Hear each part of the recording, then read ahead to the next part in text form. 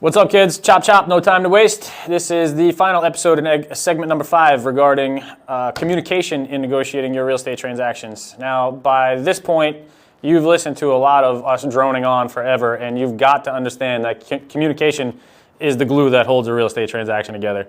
Clear, constant, and concise communication is the only thing that's going to keep everybody on the hook long enough for you to get across the finish line. And especially here.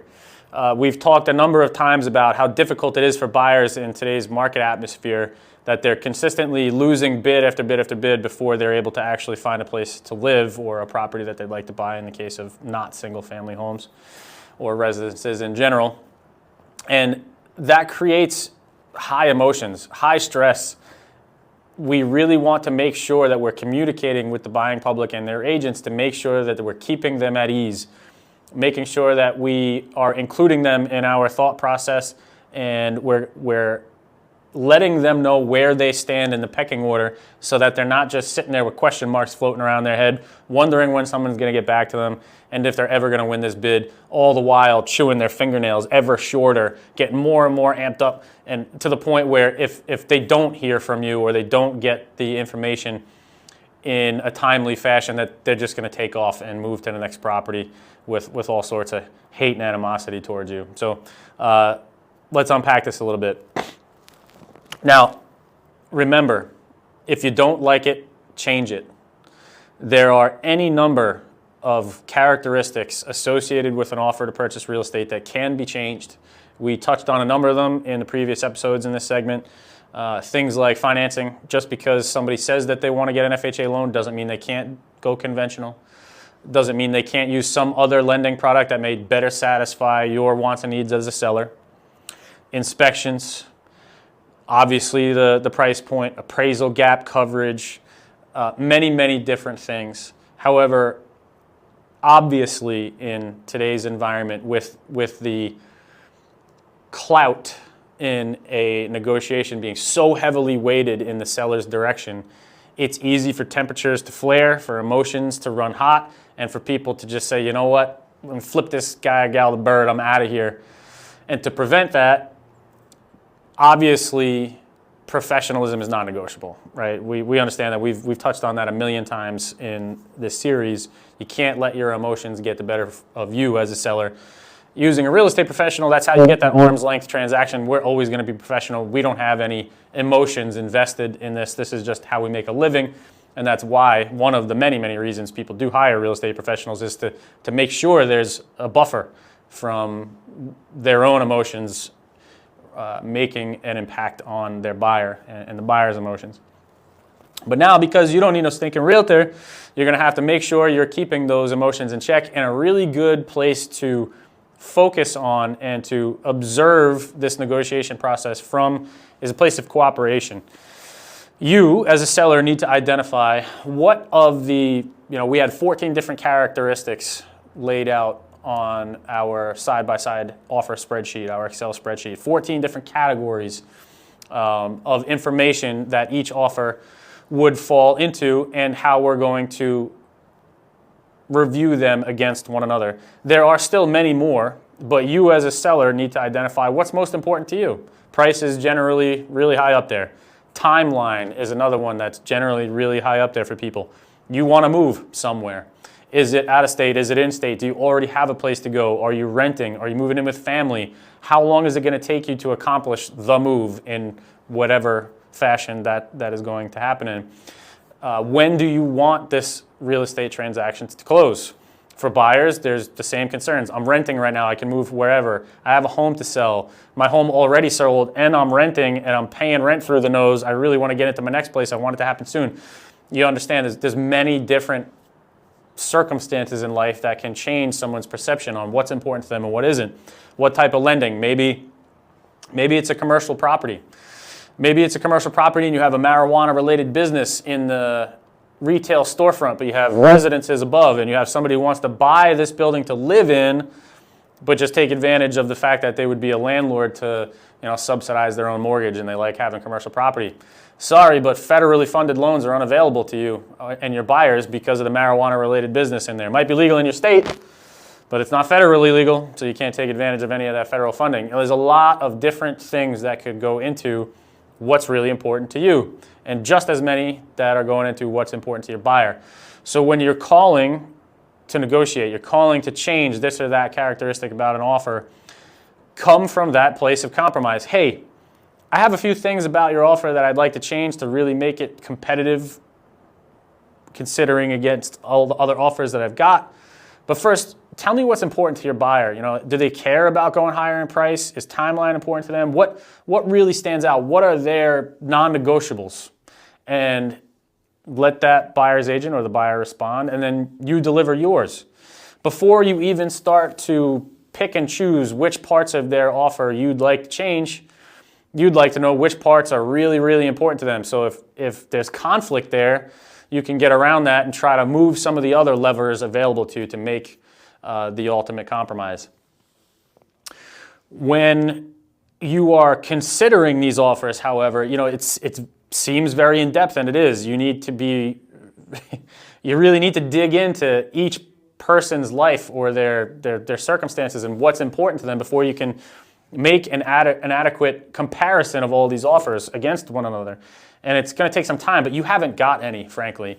Remember, the buyer's atmosphere is extraordinarily competitive. They're chewing their fingers down to nubs, hoping, waiting for you to call them with some good news.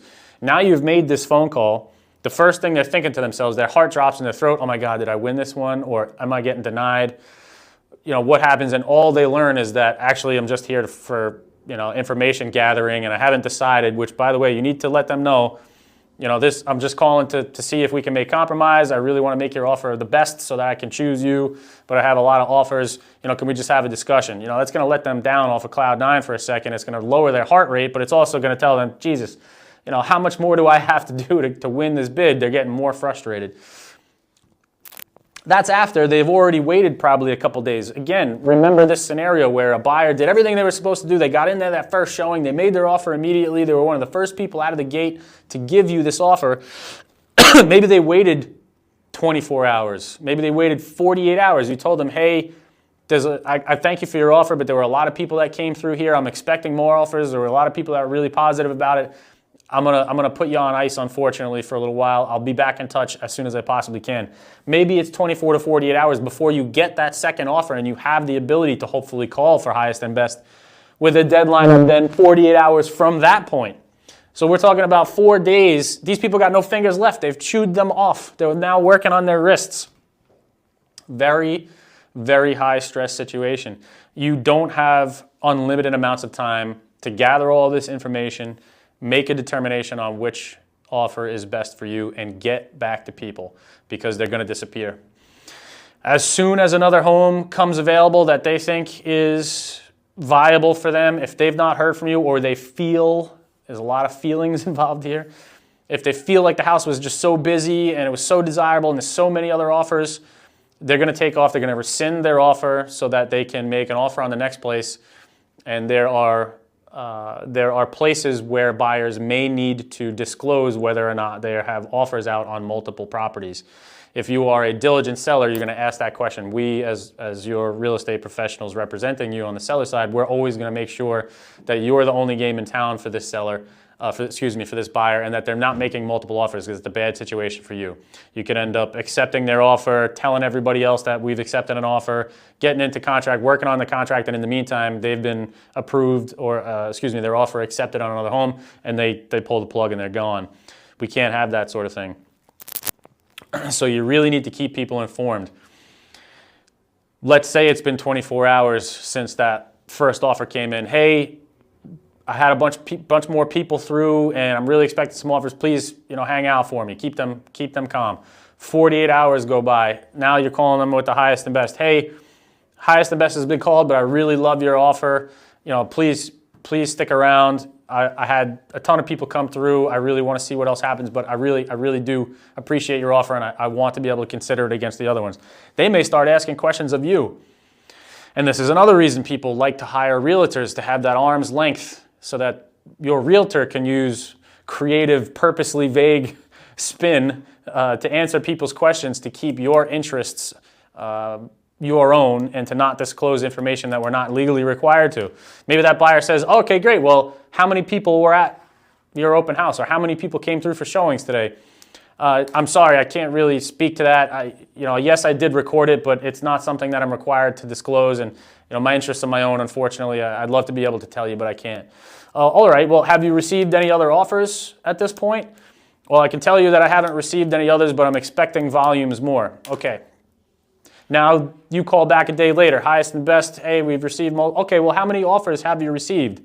Well, I can't disclose how many, but with the volume of offers we've received, I think it's probably a good idea to get your best foot forward. We received your initial offer, but if you wanted to change it, you should go ahead and do so. That this is giving people the conception that they really need to get their best foot and their hat in the ring now, as we described in previous videos, without disclosing that you've got 3 offers, 2 offers.